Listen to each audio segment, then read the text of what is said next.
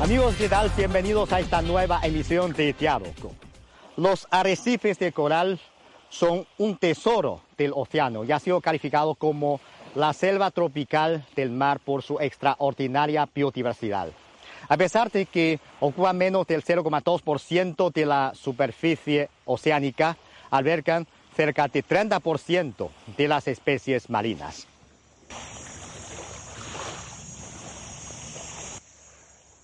Sin embargo, en las últimas décadas, la combinación del cambio climático y la actividad humana ha provocado una rápida degradación de estos ecosistemas, lo que representa una amenaza directa para la sostenibilidad del entorno marino.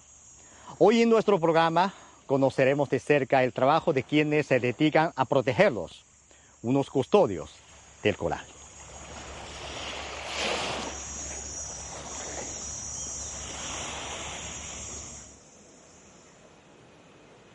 Hola, profesora Juan. Hola, con mucho gusto. ¿Cuántos corales? Sí, este es uno de nuestros principales laboratorios de investigación de corales. ¿Cuántas especies de coral? Huang Hui es investigadora del Instituto de Oceanografía del Mar Meridional de China de la Academia de Ciencias de China, situado en Sanya, provincia de Hainan. Juan y su equipo se centra en la investigación sobre la biología de los corales y la ecología de los arrecifes de coral. Durante décadas han recabado una gran cantidad de datos de primera mano sobre la información y evolución de los arrecifes de coral en China, así como sobre su protección y restauración. ¿Recuerda la primera vez que vio corales en el fondo marino? En realidad, empecé a ver corales en 1996 y 1997, pero no fue la experiencia más directa. Fui al acuario o al quien tomó muestras de los corales. Mi primer contacto real fue en la zona marina frente a nuestro instituto, en Luhuitou. Era un proyecto de la ONU. Yo no estaba a cargo, era muy joven. En aquel entonces había muchos peces que vivían entre los arrecifes de coral, peces mariposa y peces ángel. Son realmente coloridos. La primera vez que me impactó ver arrecifes de coral fue en 2002, cuando participé en un proyecto de otro profesor y fui a la isla Yongxin de las Islas Xisha. Esa fue mi primera vez en el agua de las Islas Xisha. La tasa de cobertura de coral era muy alta y los colores también eran diversos. Los corales estaban densamente agrupados en diversos colores y formas. También había peces de diversos tamaños. La biodiversidad era muy elevada, un típico jardín submarino. Cuando entró por primera vez en una zona marina así y observó una extensión de coral tan grande, debió ser un impacto inmenso. Fue en 2002. Han pasado más de 20 años. De 2002 a 2010 sucedieron tantas historias en menos de 10 años. Y esta escena nunca volverá. ¿Cómo decirlo? Debemos respetar la naturaleza y seguir respetándola. Aunque haya cambios climáticos globales o cambios drásticos en las actividades humanas, aún tenemos que hacer nuestra propia contribución. Es inútil dejarse llevar por la ansiedad. Entonces se trata de hacer cosas e intentar cambiar esta situación. ¿Y qué crees que le trajo a persistir en el estudio y la protección de los corales durante 30 años? Creo que fue el sentido de la responsabilidad. A menudo bromeo diciendo que estoy en una etapa de endeudamiento y siento que debo hacer muchas cosas. Esto no se hace bien y aquello debe hacerse. Siempre he tenido esta sensación. Es una responsabilidad. Siento la responsabilidad de comprender e investigar la situación de los corales y los arrecifes de coral. Necesitamos entender por qué sus condiciones se han deteriorado. También debemos pensar en cómo podemos resolver este problema. ¿Qué podemos hacer? ¿Cómo podemos protegerlos? ¿Cómo podemos recuperarlos? Seguimos pensando en estas preguntas. De hecho, a menudo oímos que la protección de los corales es un problema muy grave en la actualidad. Usted se especializa en este ámbito. ¿Cómo describiría la urgencia de este asunto? Hay muchos factores que contribuyen a la degradación de los arrecifes de coral, por ejemplo, la intensa actividad humana, la gran cantidad de proyectos costeros, la entrada de contaminantes terrestres al océano, todo lo cual provoca que las aguas costeras se vuelvan cada vez más turbias. Vemos muchísimos corales hermosos, son considerados ecosistemas con alta complejidad estructural. Aunque son animales, presentan en su cuerpo zooxantelas con las que tienen una relación simbiótica. Su principal fuente de nutrición es la fotosíntesis. Se puede observar que hay abundante luz en estos tanques de agua. La transparencia es la garantía de su crecimiento. Además, existe el factor de calentamiento global. Aunque los arrecifes de coral se distribuyen en los trópicos, son muy sensibles a los cambios de temperatura. Si la temperatura del agua del mar supera la temperatura media en 1 o 2 grados y se prolonga un poco más, los corales se blanquearán y morirán en grandes cantidades. De hecho, el estudio de los arrecifes de coral era una investigación relativamente impopular en el pasado y poca gente los estudiaba. Estos organismos se han convertido en un foco de atención mundial desde 1998, debido al fenómeno de El Niño. Todos los arrecifes de coral a la altura del Ecuador en el Pacífico se blanquearon y murieron, causando conmoción mundial. A partir de entonces, la gente comprendió que los cambios globales, especialmente los fenómenos de El Niño, tienen un gran impacto en los arrecifes de coral. Posteriormente, los organismos se están recuperando lentamente, pero todos sabemos que los fenómenos del Niño se han sucedido uno tras otro en los últimos años, en 2015, 2016, 2020, 2022, 2024 y 2025.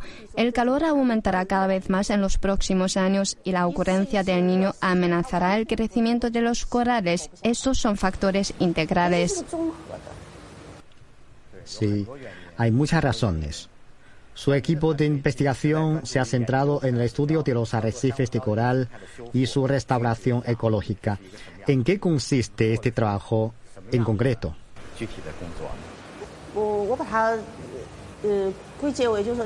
De hecho, los arrecifes de coral son un ecosistema. Nuestro equipo se centra principalmente en los corales que forman arrecifes. ¿Qué tecnologías utilizamos para realizar esta investigación? Suelo decir que es muy similar a la forestación terrestre. Primero necesitamos corales para estudiarlos. ¿Qué es su biología del desarrollo? ¿Cómo se puede obtener corales? ¿Hace falta reproducción sexual? Posteriormente se descubrió que la reproducción asexual es más rápida. El cultivo de fragmentos de corales es muy interesante porque posee muchas características vegetales. Necesitamos desarrollar estas tecnologías. Otra pregunta es, ¿en qué tipo de entorno crecen mejor los corales? ¿Qué tipo de tecnología puede hacer que crezcan bien? De hecho, existen muchas tecnologías clave involucradas. Y como acabo de mencionar, debido a que el mundo se está volviendo cada vez más cálido, seguimos seleccionando y domesticando especies de coral para hacerlas más resistentes al calor.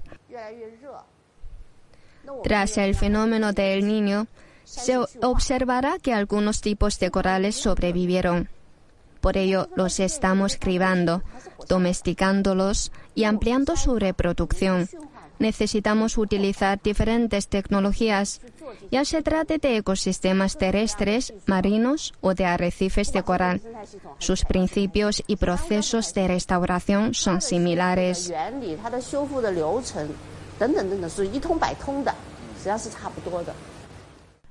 La protección de los corales requiere que los investigadores se enfrenten a dificultades y retos que van más allá de los habituales entre buceadores y trabajadores submarinos ocasionales. Liu Chengyue, miembro del equipo de Huang, detalla cómo cultiva y planta los corales. En esta zona marina se colocan viveros de corales, ¿verdad? Sí, hay viveros con forma de árbol y en estructuras de cuadrículas bajo el mar. El agua en esta zona marina es relativamente poco profunda y los viveros en estructuras de cuadrículas se ubican a una profundidad de entre 3 y 5 metros. Este tipo de vivero es adecuado para lugares con alta visibilidad o con muchos sedimentos. Su altura total es de entre 1 y 1,5 metros. Colocamos los fragmentos de coral en la estructura y luego los cultivamos. Más lejos, a unos 10 metros de profundidad, hay viveros con forma de árbol. Este tipo de vivero se encuentra en la capa media del cuerpo de agua. Podemos ajustar la profundidad del vivero con forma de árbol según la visibilidad del agua para que los corales crezcan más rápido. ¿Qué tipo de trabajos se suelen realizar para cuidar estos viveros? Hay dos aspectos principales. El primero es limpiar regularmente las plagas, como algunos caracoles de mar o estrellas de mar. Y por otro lado, necesitamos limpiar algunos sedimentos y algas. De esta manera, los fragmentos de coral pueden crecer más rápido. ¿En qué momento de su crecimiento pueden los fragmentos de coral ser trasplantados al mar? Depende de la ubicación y las condiciones de nuestra zona de restauración. Cuando los fragmentos de coral alcancen de 5 a 10 centímetros, podemos recolectarlos y trasplantarlos más tarde. Ha mencionado que es necesario ir a los viveros de fragmentos de coral regularmente para su mantenimiento. ¿Significa esto que necesita bucear bajo el agua? Sí, así es. Entonces el buceo debería ser una habilidad necesaria para ustedes que se dedican a la investigación de corales. Sí, casi todos en nuestro grupo podemos bucear. Probablemente tengamos que bucear al menos 100 veces al año. Más de 100 veces, Dios mío. Eso significa que pasan casi un tercio del año buceando. Sí, así es. ¿Cómo se siente buceando como trabajo? ¿Y cuáles son las dificultades de trabajar bajo el agua? Quizás para los turistas u otras personas, bucear puede ser emocionante al ver corales coloridos y diversos peces bajo el agua. Pero si realmente lo consideran una profesión, la responsabilidad que conlleva es muy pesada. Si hablara de mi trabajo, podría ser doloroso y a la vez gratificante. Tenemos que realizar muchas actividades subacuáticas y soportar las bajas temperaturas del agua, especialmente en invierno, cuando la temperatura puede ser inferior a 20 grados. Tenemos que permanecer bajo el agua durante 1 hora y media o 2 y sentimos que el ambiente submarino es gélido. Además, a veces las olas son muy grandes. Al trabajar bajo el agua, hay que mantener el equilibrio corporal y trasplantar corales, lo cual consume mucha energía física y resulta muy agotador.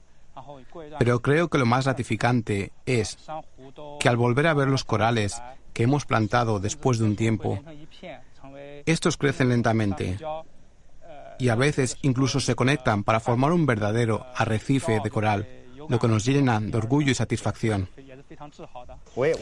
Yo he visto algunos vídeos de escenas de plantación de corales. Es como clavar clavos en el fondo marino con un martillo, ¿verdad? Ahora contamos con 2 métodos principales. Uno consiste en usar clavos de anclaje.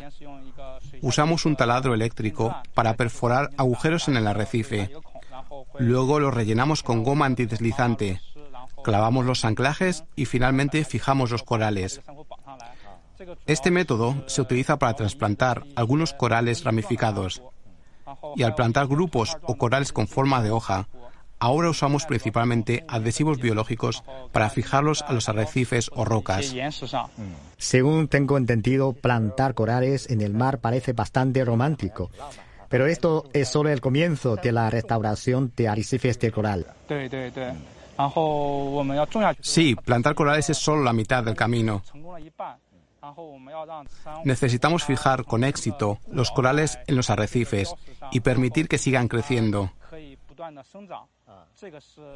Este es el verdadero éxito de la restauración de los arrecifes de coral. En este proceso, necesitamos mantener continuamente los arrecifes de coral, limpiar las drupas y luego monitorear las enfermedades de los arrecifes de coral. Además, limpiar a tiempo las redes de pesca y la basura que cubren los arrecifes de coral. De esta manera, no solo los corales crecen lentamente, sino que también los organismos que los acompañan forman una comunidad biológica. Sí, así es. Centrado en la reproducción y restauración de los corales, el equipo de investigación han viajado por todo el mar meridional de China, realizado numerosos estudios de investigación, plantado un bosque submarino tras otro, produciendo un impacto significativo en la recuperación del ecosistema marino. Por ejemplo, ¿cuál es la tasa de supervivencia de los corales que plantamos? ¿O cómo podemos mejorarla? ¿Existe algún indicador? Utilizamos tecnologías maduras para llevar a cabo proyectos de restauración de arrecifes de coral. Debemos asegurar que la tasa de supervivencia alcance el 70%, 75%, 80%, 90%. Algunos proyectos pueden incluso alcanzar una tasa de supervivencia de más del 90%. Sin embargo, la tasa de supervivencia de los corales era muy baja durante la investigación. Hemos trabajado en biología del desarrollo desde el año 2000 y luego en tecnología de restauración hasta ahora, que han sido más de 20 años.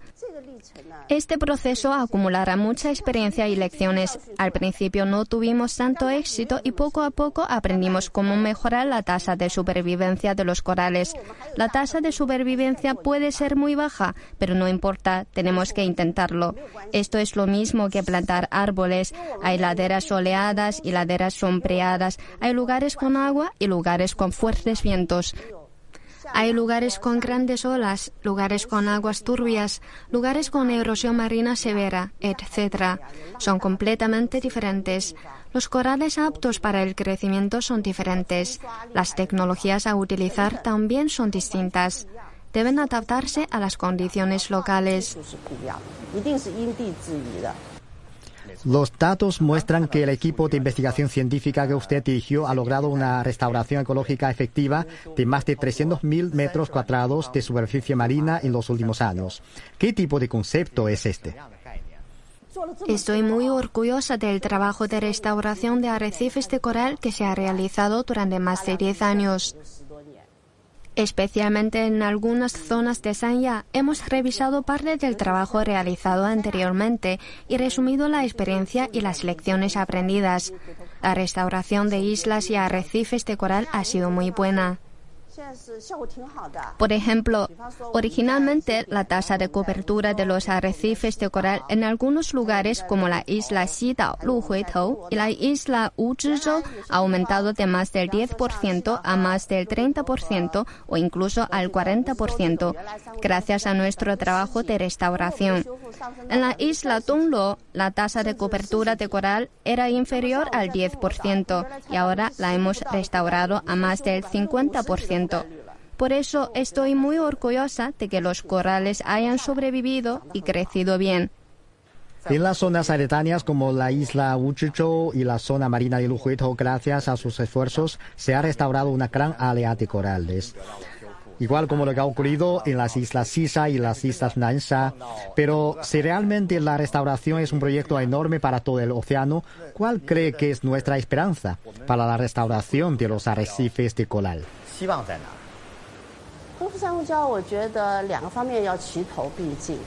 Creo que se deben abordar dos aspectos a la vez para restaurar los arrecifes de coral.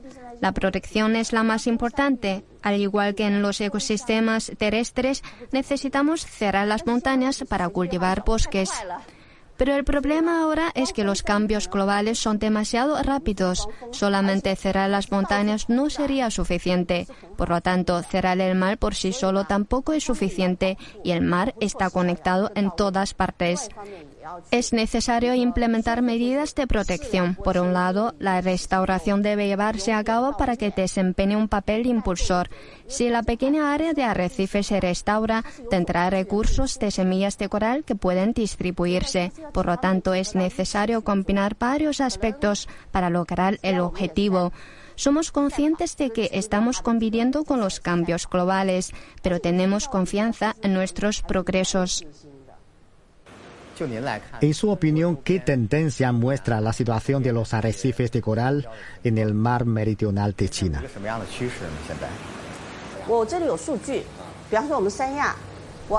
Tengo datos aquí. Por ejemplo, en Sanya, cuando realicé un estudio en 2018, la tasa de cobertura de coral era del 11%.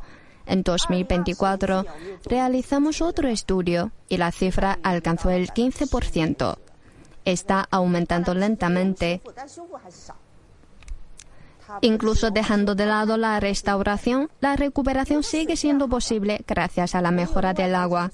En la zona marítima frente al instituto hemos realizado menos restauración y más protección.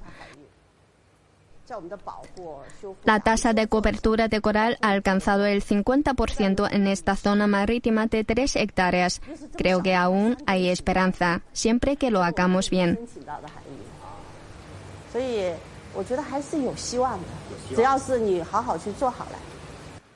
Ha estado en contacto con los corales durante 30 años. ¿Cuál cree que es el mayor cambio en este campo? El gran cambio es que cada vez más personas que se dedican a estudiar, prestar atención, proteger y actuar en este campo. Para ilustrarlo con una cifra, en 2004 fui a Okinawa, Japón, para asistir a la Conferencia Mundial de Arrecifes de Coral y era la única participante de la parte continental de China. Ahora contamos con decenas o incluso casi un centenar de representantes que asisten a estas conferencias internacionales. Esto representa un cambio enorme. Hemos presenciado el desarrollo y el crecimiento de nuestra patria en las últimas décadas. ¿Cuál es el nivel de investigación y protección de China en el campo de los arrecifes de coral en comparación con otros países? En cuanto al nivel de investigación, seguimos estando al mismo nivel que el resto del mundo en algunos aspectos. Tenemos confianza en nuestra tecnología de restauración y creo que en este terreno estamos a la vanguardia. También hemos estado prestando atención a los avances de investigación de otros países. Primero aprendimos de ellos y luego nos comunicamos con ellos. Debemos conocer la información de otros países, así que podemos seguir estando al mismo nivel en algunas investigaciones. Acaba de mencionar que este trabajo es bastante exigente.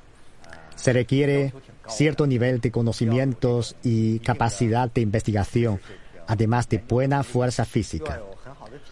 Porque no solo hay que investigar en el laboratorio, sino también salir al mar y trabajar en el fondo marino, lo cual es muy duro. ¿Cree que hay muchos jóvenes dispuestos a hacer esto ahora?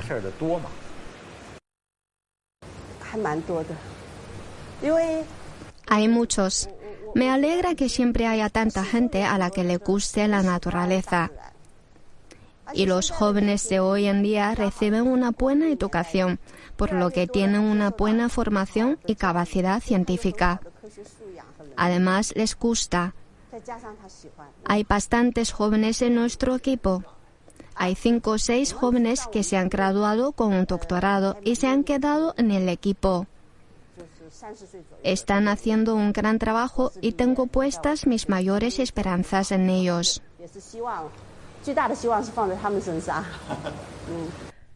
Cada vez más jóvenes están dispuestos a participar en la protección y restauración ecológica marina.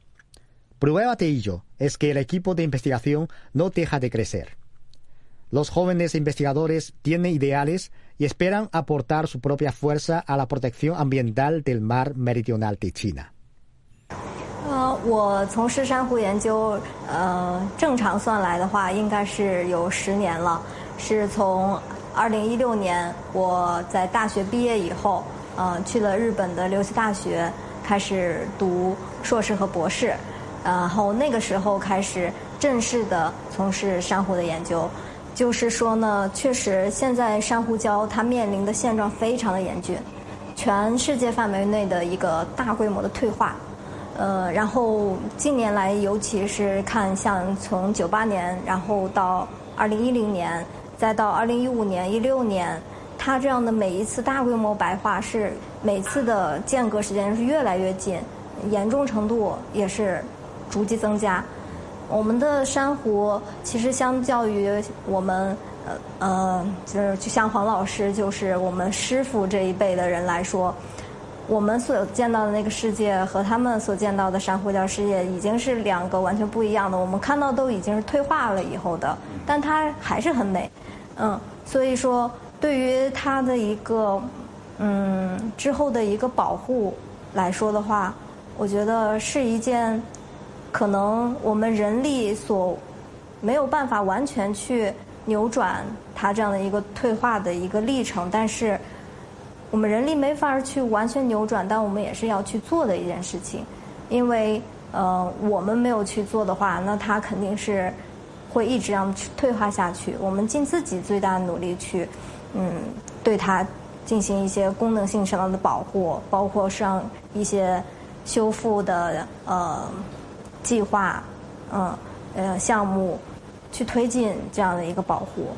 就是说我们对于这样的一个不管是生态保护也好，还是说细分到这个珊瑚礁保护也好，关注的人和支持的人和想去投身于这样的一个事情当中的人其实越来越多的。对，尤其青年人对于生态保护也好，环境保护也好，这种意识可能是慢慢的都在建立起来的。所以我觉得这是一个很好的点。我觉得我现在所做的工作首先是我热爱的。因为我是贵州人，贵州那边很多山，我从小就是觉得想去看看海。